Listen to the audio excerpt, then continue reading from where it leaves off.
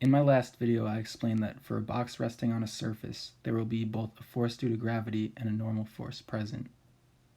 Let's say that there's a force applied to this box horizontally in the positive x direction. In some cases, f of x might be equal to the net force in the x direction, but that's only if there's no friction present. In a real-world scenario, there's likely to be another force acting in the opposite direction known as the friction force. This can be found using the following formula. The force due to friction is equal to the coefficient of friction multiplied by the normal force.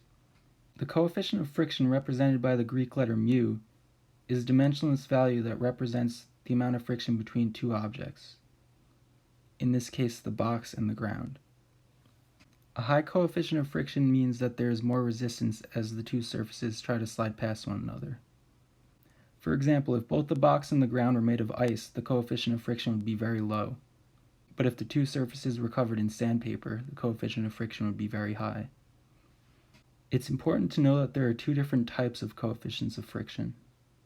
The static coefficient of friction is used when both surfaces are stationary, while the kinetic coefficient of friction is used when both surfaces are moving relative to one another.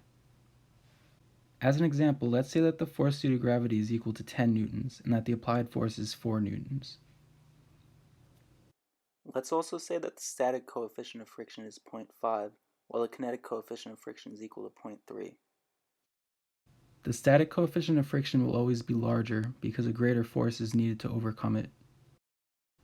Once an object is in motion, the force due to friction will always decrease. We can calculate the force due to static friction by multiplying the static coefficient of friction and the normal force, which is equal to the force due to gravity, or 10 newtons. Solving this equation gives us a value of 5 newtons. So we can see that the static force due to friction is actually larger than the applied force. But there really can't be a net force due to friction. Whenever this is the case, we need to use the following rule, which states that when the force due to static friction is larger than the applied force, the force due to friction will equal the applied force. This means that with an applied force of 4 newtons, the force due to friction is also equal to 4 newtons, and that there will be no net force. But because we found that the force due to static friction is equal to 5 newtons, the applied force can be any value less than or equal to 5 newtons, and there will be no net force. The box will only be accelerated if the applied force is larger than 5 newtons. Now let's see what would happen if the applied force was 6 newtons.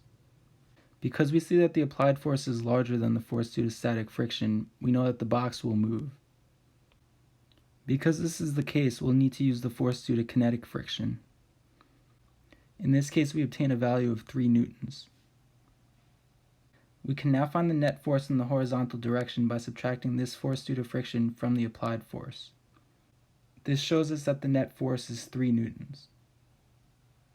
Using Newton's second law, we can then solve for the acceleration in the horizontal direction. If the mass of the box was given as 1 kilogram, we would be able to solve for the acceleration and find that it's equal to 3 meters per second squared. I hope that this gave you a basic understanding of the difference between static and kinetic friction and how you can solve these types of problems. Just know that you'll probably need to use these formulas anytime that there's two surfaces in contact with one another, unless it's clearly stated that the surfaces are frictionless. In most cases, both coefficients of friction will be given in the problem, so you'll know to use these formulas.